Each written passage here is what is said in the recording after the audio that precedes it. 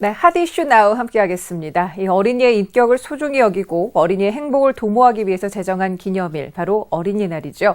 이 사전마다 조금씩 차이가 있지만 그 뜻은 크게 다르지 않습니다. 이 5월 5일 어린이날을 맞아 어린이들의 행복을 위한 사회적 방안들에 대해서 핫 이슈 나우에서 알아보겠습니다. 어린이 문화연대 이주영 대표와 함께합니다. 안녕하십니까?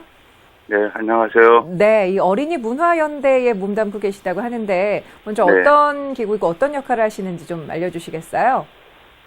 이름에서 알 수 있을지 어린이 문화연대는 어린이들이 살아가는 그런 삶을 좀 더 풍요롭게 가꾸고 또 올바르게 지키기 위해서 여러 문화예술, 교육, 건강 이런 분야에서 활동하는 단체들이 모여서 서로 의견을 나누고 정보 나누고 또 어린이들 위한 다양한 문화예술 활동들을 살펴보면서 서로 함께 할 수 있는 게 어떤 건지 또 서로 도움을 줄 수 있는 건 어떤 건지 그런 도움을 주고받는 네트워크 형태입니다.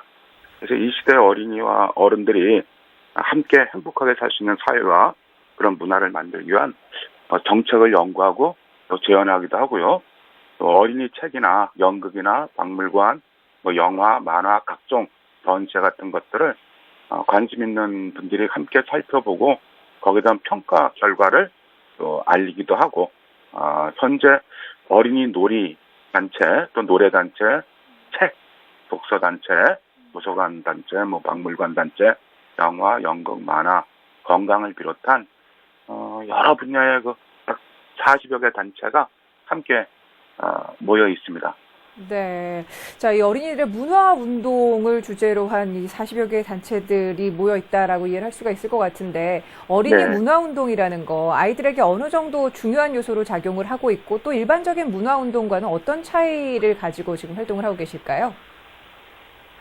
어린이 운동이라는 말이 요즘은 좀 생소하게 들릴 분들도 많을 것 같아요. 그러나 우리나라 어린이 운동은 상당히 오래된 역사를 가지고 있습니다. 1920년대부터 이제 시작되었는데요. 그때 이제 방정환, 김기전, 정원교, 조철호 이런 분들을 비롯해서 전국에서 수백 명의 어린이 운동가들, 그때는 소년 운동가라 했는데요. 참여했죠. 그리고 그분들이 이렇게 지원하고 이끌어주던 소년회만도 어린이 단체만도 한 500개 지역에서 활동을 했었고, 이쁜 일제 억압받는 그런 조선 어린이들이 좀 더 씩씩하고 바르게 자랄 수 있는 사회 환경과 문화를 만들고 그런 걸 누릴 권리를 요구하기 위해서 어린이날을 만들었죠. 그래서 제1회 어린이날을 세계 노동자의 날인 1923년 5월 1일로 정해서 했던 것입니다.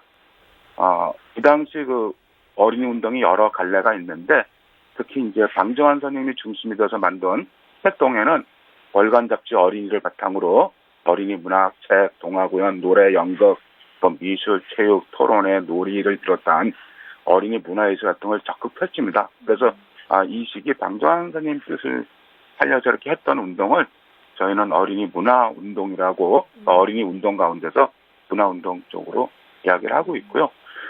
당시 방정환 선생님이 앞장서서 어린이 문화 운동을 펼쳤는데 그 세례를 받은 그 영향을 받은 어른들이 어린이 되어서 우리 역사에 많은 영향을 미치고 바꿔나가고 있습니다.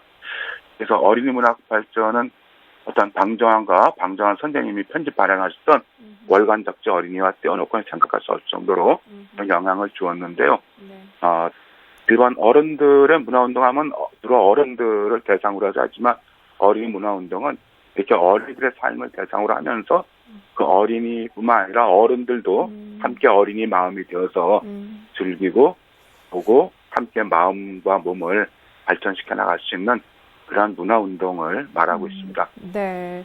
자, 이 어린이 문화운동에 대해서 자세하게 소개를 해주셨는데, 이 네. 어린이 운동이 1920년대부터 시작이 됐다고 하셨어요. 훨씬 오래전부터 이어진 활동이라는 걸 알 수가 있는데, 자, 그렇다면 당시의 상황과 지금의 어린이들의 상황 많이 달라졌습니다만은 현재 어린이들의 인권이 얼마나 좋아졌다고 생각을 하시는지요? 어린이 인권이라는 측면에서 보면은 그때 시대와 지금 시대의 상황이 많이 달라졌기 때문에 그걸 1대1로 비교할 수는 없습니다. 네. 비교할 수 없지만 분명한 거는 경제 여건은 훨씬 좋아진 건 사실이죠. 그러나 그 제1회 어린이 날 때 발표했던 이야기, 즉 어린이들의 사회적, 윤리적 억압으로부터 해방시켜야 된다라는 그러한 것은 오히려 더 심해진 게 아닌가. 그러니까 사회적인 억압이라든가 어린이들을 대상으로 하는 경제적인 착취라든가 더 오히려 심해졌다고 볼 수 있겠습니다. 예전에는 너나 없이 가난하고 먹고 살기 힘들었지만 그래도 마을 공동체라는 그 속에서 놀고 교육받고 보호를 받았고 또 어린이들이 스스로 달아날 수 있는 그런 여건도 많이 주어졌었는데 그러나 요즘은 가정에서는 어린이들이 굉장히 보호를 받고 좀 그러면 화초처럼 보호받죠. 그런데 또 한편 화초처럼 보호받으면서 애완동물처럼 사육된다라는 측면으로 볼 수 있는 거예요. 아이들이 스스로 자기 삶을 살아가게 하는 게 아니라 부모들 애완동물처럼 하나 소유물처럼 아이들이 사육되고 있고 이거는 방정환 선생님이 가장 먼저 이걸 빼쳐야 된다 그랬거든요. 어린이들은 독립된 인격체라는 걸 인정해야 된다고 했는데 지금 과연 우리 사회가 어린이들을 독립된 인격체로 보고 있는가라는 면에서는 정말 폐하 점수가 아닌가 이렇게 생각을 하고요. 또 학교에서는 거의 아이들이 무한 경쟁이라는 그런 폭력에 시들어가고 또 죽어가고 있고 더 무서운 거는 집 밖으로 한 걸음만 나서면 이렇게 집에서는 아주 귀하게 대접을 받지만 일단 밖으로 나가면 오직 자본주의 이윤을 추구하는 그러한 자유 경쟁에서 가장 이윤을 올리기 좋은 좀 잡아먹기 쉬운 대상으로 연락하는 거죠. 그래서 제가 볼 때는 요즘 우리 어른들이 정말 어린이들 인권을 예전보다 더 짓밟는 게 아닌가 할 정도로 생각하고 있고 그런 어른들이 참 어린이들한테서 어린 시절을 빼앗아 하는 거 또 어린이들을 교육이라고 하면서 단순히 국가의 인적 자원으로만 보고서 대하는 거 또 어린이들을 돈 버는 상품으로만 대하는 거 저는 이런 것들이 참 어른들이 짓고 있는 큰 죄라고 생각하고 있고요. 어린이를 독립된 한 사람의 인격체로 보는 것이 아니라 단순한 이윤학대를 위해서 하나의 재화의 대상으로 보는 거. 저는 이런 걸 보면서 요즘 어른들이 어린이가 살아갈 미래를 미리 당겨서 빼앗아 먹고 사는 게 아닌가라고는 이제 생각할 정도로 어린이들의 인권, 권리 또는 그들이 스스로 주체적인 삶을 살 수 있도록 이렇게 부도자시는 그런 문화 요소가 너무나 나빠진 상황. 겉으로 보기에는 좋은 것 같지만 속으로는 아주 나빠진 그런 상황이라고 저는 보고 있습니다. 네. 물질적인 혜택은 많이 누릴지 모르겠습니다만은 지금 말씀해 주신 상황을 좀 되돌려 보니 우리가 어린이날 좀 생각을 해봐야 될 문제들이 굉장히 좀 심층적으로 많이 있지 않나라는 생각이 드는데요. 자, 그럼 끝으로 어린이들을 위해서 어른들이 좀 어떤 노력을 해야 할지 또 문화연대는 또 어떤 계획을 갖고서 앞서 지적해 주신 그런 문제점들을 좀 해결해 나가려는 계획이신지 좀 알려주시죠. 네,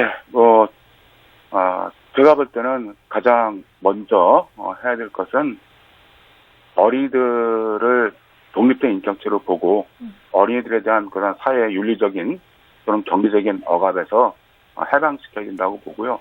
어린이들을 절대로 재화의 대상, 이윤의 대상으로 봐서는 안 된다고 생각합니다.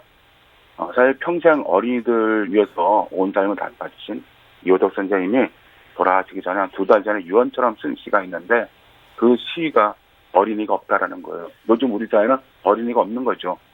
어린이라고 하지만 단순히 어른들의 어떤 이윤 추구를 위한 대상으로만 즉 물질적 존재로만 존재하거나 그래서 이호덕 선생님은 그 시에서 우리 사회에 정말 사람이 단 10명이라도 있다면 어린이를 살려야 한다.